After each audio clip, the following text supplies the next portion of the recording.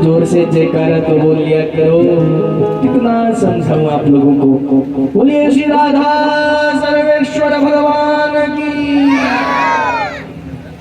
अब आया मेरी कथा प्रेमी सज्जनों,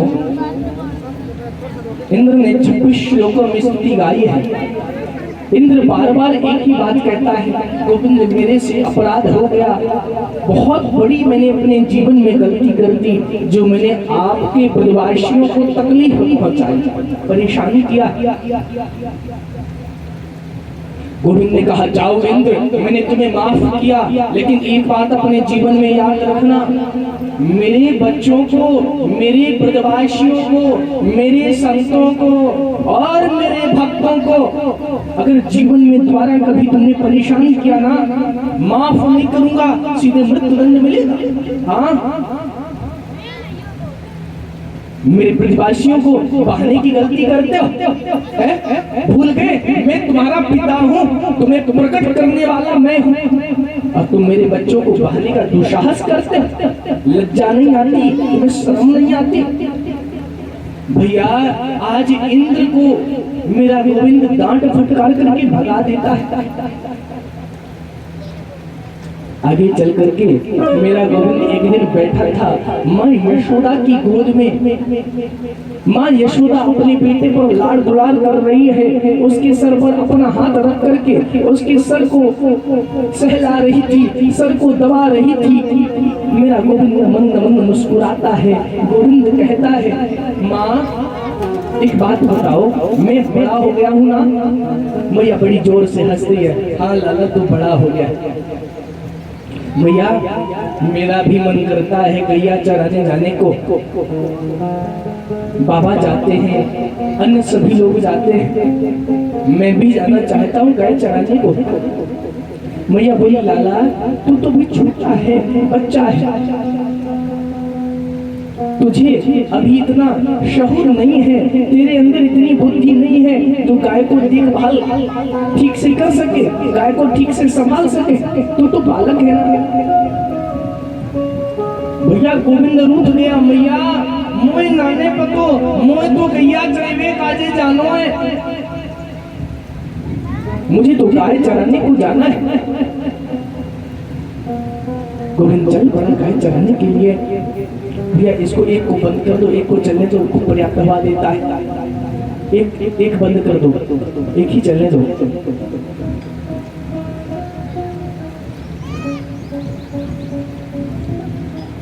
गोविंद कहता माँ मुझे गाय चराने जाने दो ना।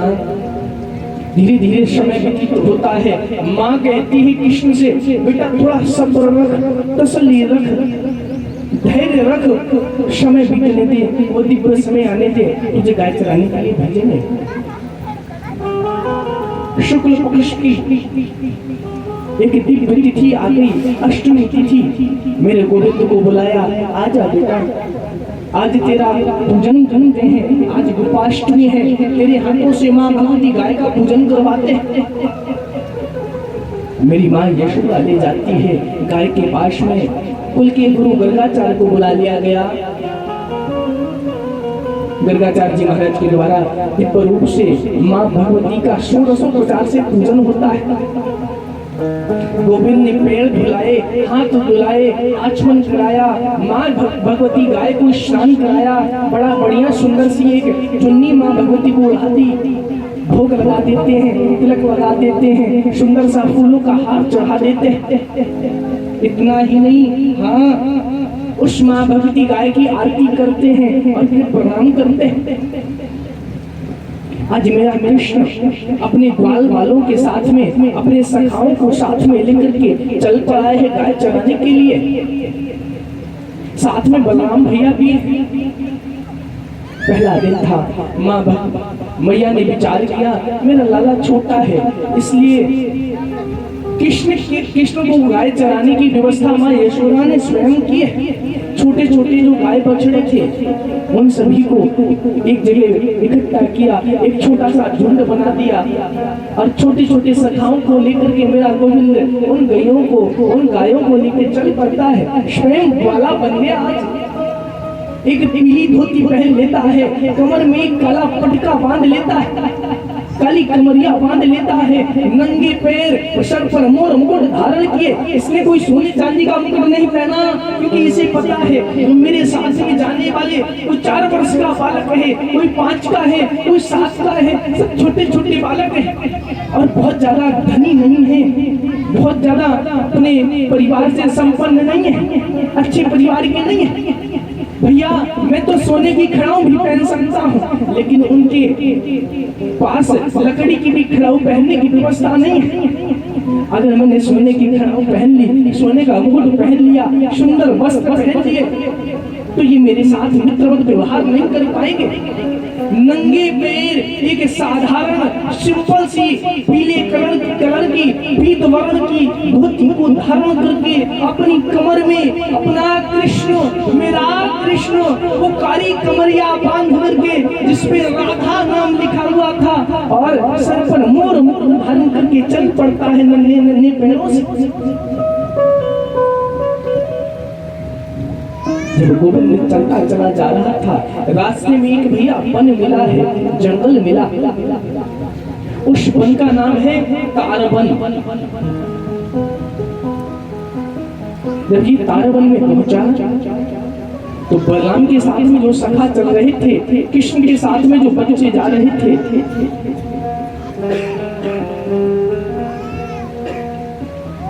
उन्होंने कहा लाला अरे देख तो सही, इसमें कितने सुंदर सुंदर बेर के फल लगे, मन करता है खाने को। कोई बात नहीं, खा लो, फिर क्या हुआ। तो बलराम जी ने कहा खा लो। मेरा कृष्ण इशारा करता रहे भैया क्या कह रहे हो, इनको मत भेजना, इस वन में एक राक्षस रहता है, कंस का सैनिक है, इसका नाम धेनुकासुर है। बलराम को जब मेरे गोविंद इशारा करते हैं, बलराम जी समझ जाते हैं, बोले कोई बात नहीं, चलो हम तुम सभी को आज बेर के फल खिलाते हैं।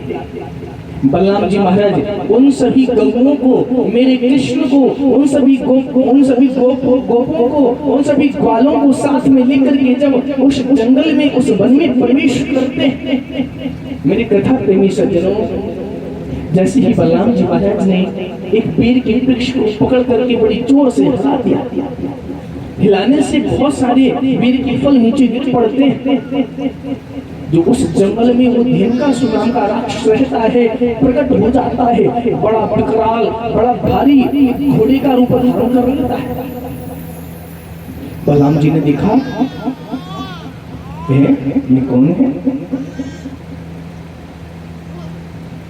अच्छा आ गए तुम, कोई बात नहीं। इसने बड़ी जोर से बलराम जी को दुलक्की मारना चाहा, पैर से दूर फेंकना चाहा। मेरे बलराम जी ने इसके वो पीछे के दोनों पैरों को पकड़ करके बड़ी जोर से चारों तरफ घुमाया, घुमा करके वही पीरी का जो मोटा सा बड़ा सा वृक्ष खड़ा था, धड़ाम से उसमें मार देते भैया, इसका प्राण निकल जाता है, मृत्यु हो जाती है।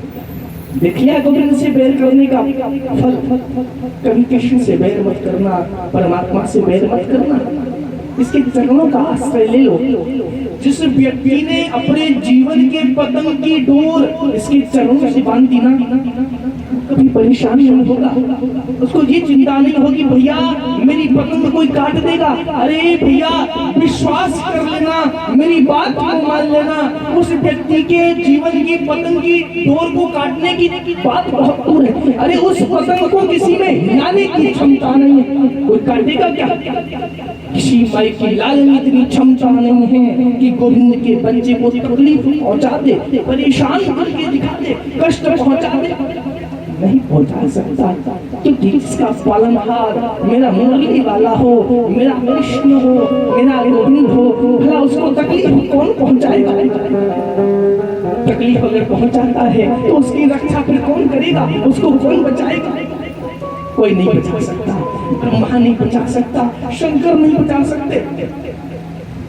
वो भक्त अम्बरीश हुए थे, संत दुर्वासा ने एक कृत्या प्रकट करके, राक्षसी प्रकट करके उनको मारने का प्रयास किया था। क्या मार पाए? नहीं मार पाए। ब्रह्मा के पास गए, ब्रह्मा ने हाथ जोड़ लिए, मैं नहीं बचा सकता। शंकर के पास गए, शंकर ने भी हाथ जोड़ लिए। विष्णु ने भी कह दिया, भैया अब मैं भी कुछ नहीं कर सकता हूँ। जो मेरे भक्त का अपराध करता है मैं उसकी मदद नहीं कर सकता।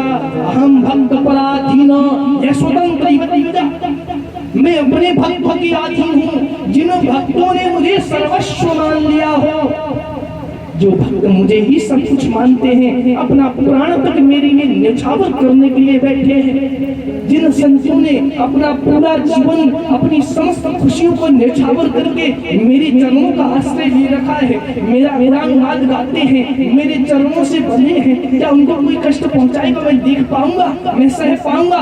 मैं कभी नहीं सह पाऊंगा। भैया कुछ भी करना सब माफ है, लेकिन किसी भक्त का अपमान मत करना, किसी संत का परिहास मत करना। अगर कोई व्यक्ति संत का परिहास करता है, किसी भक्त का अपमान करता है, उसकी रक्षा नारायण भी नहीं करते। जब मेरे गोविंद ने धेनुकासुर का उद्धार किया, आगे चल करके समय, अभी थोड़ा सा समय का अभाव है, इसलिए कथाओं को प्रणाम करते हुए आगे बढ़ते हैं। अघासुर का उद्धार करता है, ब्रह्मा जी का मोह भंग करते हैं मेरे गोविंद, और धीरे धीरे समय व्यतीत होता है। बंधुओं, एक दिन क्या हुआ, मेरा गोविंद जंगल में चला गया। बोले किसके लिए?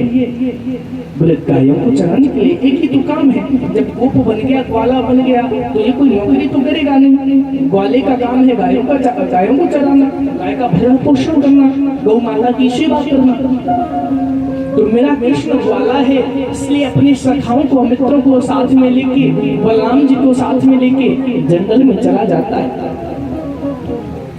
गायों को चराते चराते आज शाम हो जाती है।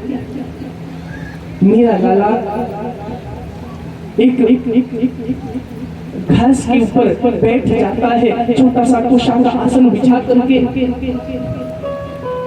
साथ में बलराम जी बैठ जाते हैं।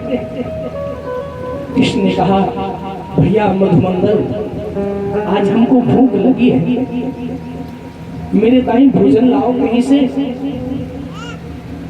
मधुमंगल बोले, दारी के भैया, तेरे ताई यहाँ कहाँ से मैं भोजन लाऊं? तेरे लिए यहाँ भोजन का प्रबंध कहाँ से करूं? दिख नहीं रहा तुझे ये कितना भयंकर घनघोर जंगल है, यहाँ आसपास कोई मकान नहीं दिखते, कोई गांव नगर नहीं दिखता, यहाँ कहाँ भोजन मिलेगा? मेरे कृष्ण ने कहा, मधुमंगल तू बड़े भोले है भैया, तेरा यही भोलापन तो मुझे तेरा बना गया है, मुझे आकर्षित करता है, यही तेरा भोलापन तो मुझे बहुत अच्छा लगता है। भैया, यहाँ से थोड़ी दूरी पर एक संतों का, एक ब्राह्मणों का आश्रम है, उस आश्रम पर कुछ ब्राह्मण लोग अपनी पत्नियों के साथ में, परिवार के साथ में रहते हैं। राम राम राम राम राम, अपने परिवार के साथ में रहते हैं। भैया वहां जाओ और जाकर के उनको कहना कि थोड़ी दूर पर बलराम और कृष्ण बैठे हैं और भूखे हैं, उनको भोजन चाहिए। मधुमंगल ने दो सखाओं को और लिया और चल पड़ते हैं। भैया क्या होता है, जब वहां उन ब्राह्मणों के आश्रम में पहुंचे, ब्राह्मण लोग बड़े जोर से स्वाहा स्वाहा बोल रहे थे, हवन कर रहे थे, यज्ञ कर रहे थे, भगवान का पूजन कर रहे थे। वो ग्वाल बालों को जब उन्होंने देखा विचार करते हैं, पता नहीं ये गवार ग्वालिया कहाँ से आ गए, पढ़े नहीं लिखे नहीं, इनमें सभ्यता है नहीं, पहनने का ओढ़ने का चलने का फिरने का इनमें ज्ञान नहीं है, इन्हें बोध नहीं है, पता नहीं यहाँ क्या करने आ गए। वो ब्राह्मण लोग अपने आप को ज्ञानी मानते हैं, योग्य समझते हैं, भक्त को पहचान नहीं पाए, कृष्ण के मित्रों को समझ नहीं पाए। ये पास में जाकर कहते हैं, भैया जय श्री कृष्ण, भैया राम राम। आज उन ब्राह्मणों ने इन गोप ग्वालों की राम राम नहीं ली, पूरी तरीके से दुत्कार करके भगा देते हैं। जब इन ग्वालियों का अपमान हुआ तो बड़े दुखी होकर के मुंह लटका करके भैया वहां से चल पड़ते हैं। आकर के जंगल में जो कृष्ण और बलराम बैठे थे उनके पास जाकर कहते, लाला तूने मुझे काम भेज दिया, अरे भोजन देने की तो बात छोड़ो, ये शुक्र मनाओ कि पिट करके नहीं आए, ठीक ठाक आ गए तुम्हारे पास। अरे भैया उनका बस चलता तो हाथ पैर तोड़ देते, 1.5 हाथ के 1 पैर के हो जाते। गोविंद हंसने लगा, मेरा लाला कहता है, मेरा कृष्ण कहता है। मेरे कथा प्रेमी सज्जनों बड़े ध्यान से सुनना, भैया मुझे पक्का पता है, मुझे पूरा विश्वास है तुम ब्राह्मणों के पास गए। अरे भैया ब्राह्मण अपने आप को ज्ञानी समझते हैं, वो अपने आप को विद्वान मानते हैं, इसलिए उन्होंने तुम्हारी राम राम नहीं ली। लेकिन एक बात याद रखना, जो मेरी मातृशक्तियां होती हैं इनके हृदय में करुणा ज्यादा होती है, दया थोड़ी ज्यादा होती है, दया का भाव अधिक होता है। भैया अगर तुम उन ब्राह्मण पत्नियों के पास जाते, उन माताओं के पास जाकर के कहते कि हमें भोजन चाहिए, हमारे मित्र कृष्ण और बलराम आए हैं, जंगल में बैठे हैं, वो भूखे हैं, उन्हें भोजन की आवश्यकता है, वो आपको मना नहीं करती, वो बढ़िया दिव्य दिव्य पकवान बना करके तुम्हें देती। इसीलिए तो कहते हैं मेरी माताओं का हृदय बड़ा कोमल होता है। ये किसी का अगर दुख देख लेना, इनसे देखा नहीं जाता, प्रायः देखने को मिलता है। पंडित जी किसी के घर में पूजा कराने जाते हैं ना, जब पूजा प्रारंभ होती है पति जी निकाल करके पंडित जी बोलते भैया दक्षिणा चढ़ाओ, लोकेश जी पंडित जी कहते दक्षिणा चढ़ाओ, तो वो क्या करते हैं 10 की पर्ची निकाल करके हमारे भैया लोग चढ़ा देते हैं, लेकिन माताएं पीछे से 50 की पर्ची निकालती हैं, चुपचाप ब्याजी के चरणों में रख देती हैं। ऐसा सुकोमल इनका हृदय होता है, थोड़ा ये भावुक ज्यादा होती है। तुम माताओं के पास में नहीं गए, मेरे बंधुओं मेरे मित्रों, अगर तुम माताओं के पास में जाओगे, मैं सच कहता हूँ तुम्हें भोजन भी मिलेगा, सम्मान भी मिलेगा। जब कृष्ण ने समझाया तो मधुमंगल श्री रामा और 5-7 सखाओं को और साथ में ले लेते, फिर चल पड़ते। कोई बात नहीं गोविंद, तू कहता है तो तेरे लिए तो मैं प्राण त्याग दूं, अपने प्राणों को न्यौछावर कर दूं, ये तो बहुत छोटी सी बात है।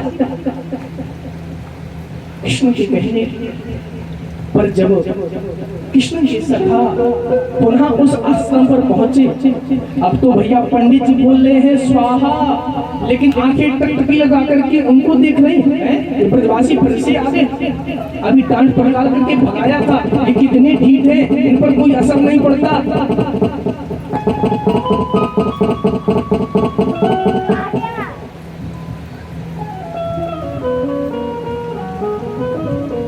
वृंदावन बिहारी लाल की, इन पर कोई असर नहीं पड़ता।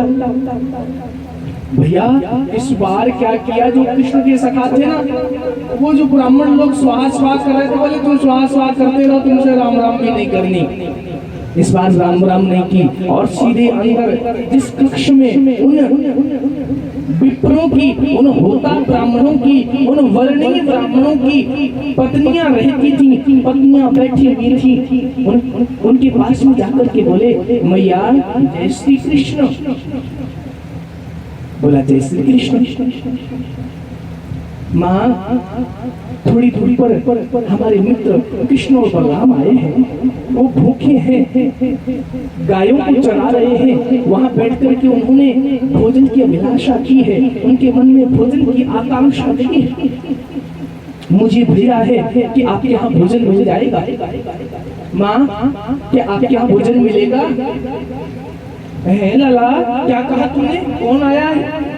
बोले कृष्ण और बलराम। अरे लाला आए हैं क्या?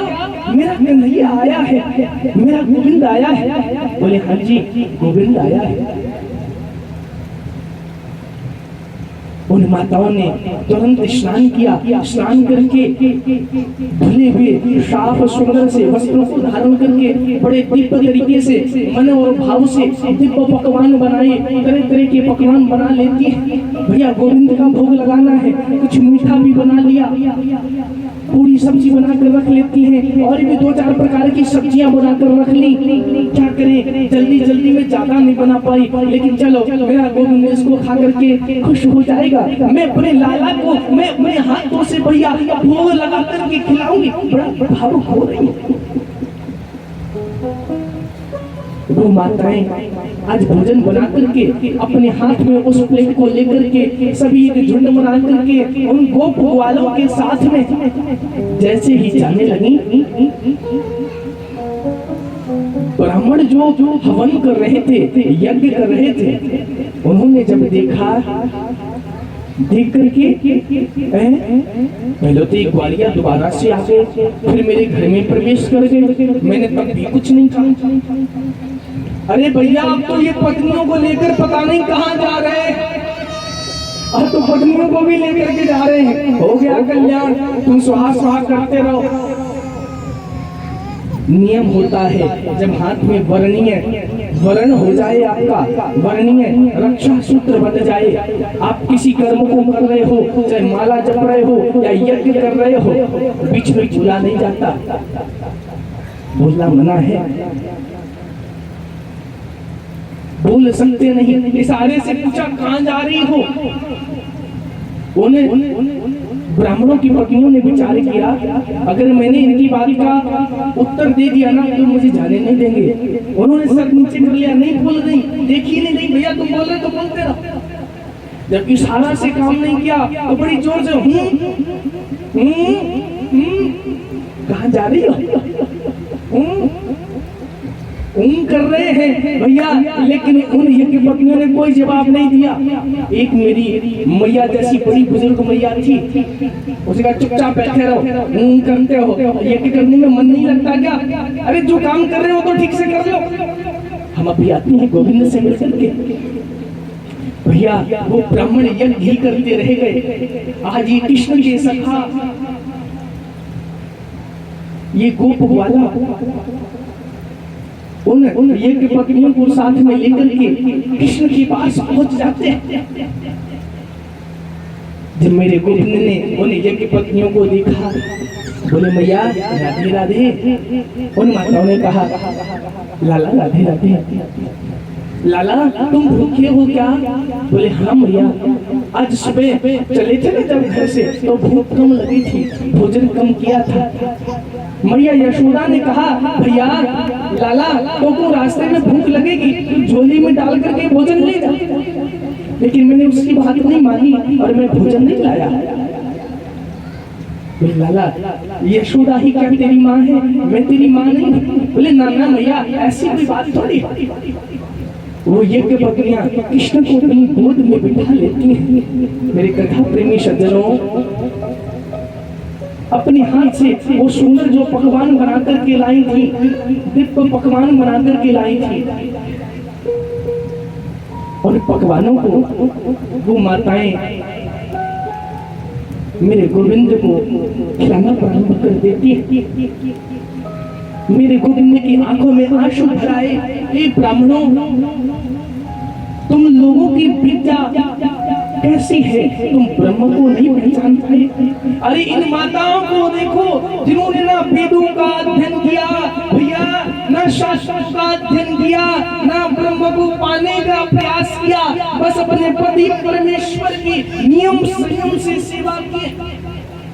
उस पातिव्रता धर्म के कारण, उस पति की सेवा के प्रभाव के कारण आज देखो इन माताओं ने गोविंद को पहचान लिया। और आप जो कर्म कांड में बड़े विद्वान हो, निष्णात हो, वेदों का अध्ययन किया है, एक वेद का नहीं भैया, चारों वेदों का, यजुर्वेद का भी अध्ययन कर लिया, साम वेद का भी अध्ययन कर लिया, ऋग्वेद और अथर्ववेद का भी आपने अध्ययन कर लिया, नाना प्रकार के शास्त्रों का अध्ययन कर लिया, उपनिषदों का अध्ययन कर लिया, और तो क्या कहे, जो व्याकरण शास्त्र है वो तो आपकी जिह्वा पर है, पूरा रटा पड़ा है। प्रत्येक शब्द का खंड करके बड़ा अच्छे से दूसरे को समझा लेते हो, लेकिन तुम्हें ये नहीं पता कि ब्रह्म तुम्हारे पास में चल करके स्वयं आया। जब ब्रह्म स्वयं आ गया तुम पहचान नहीं पाए।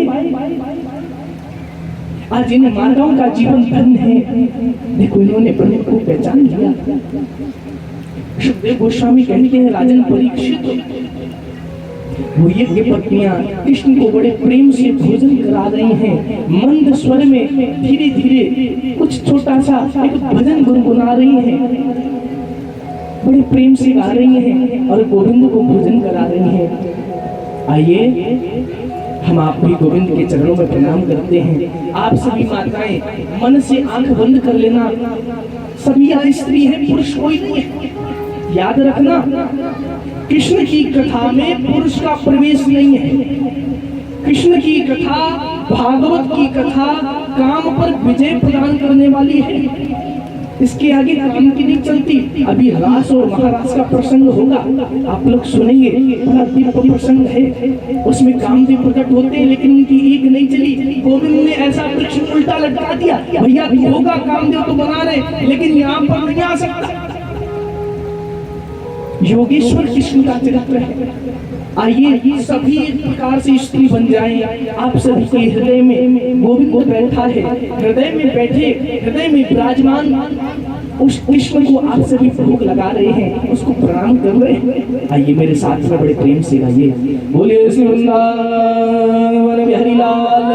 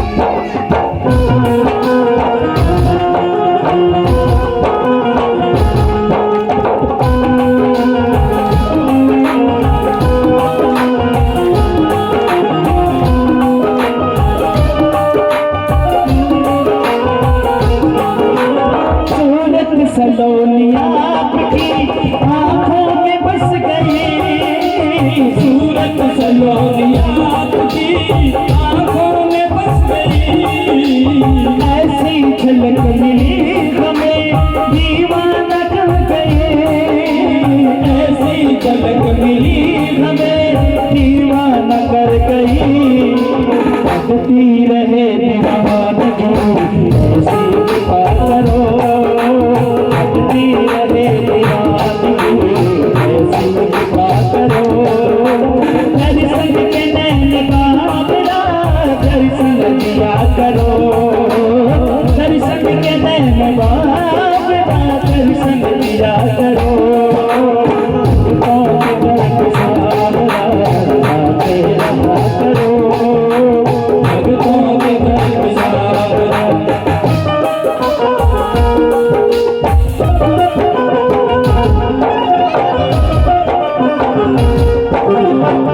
कुछ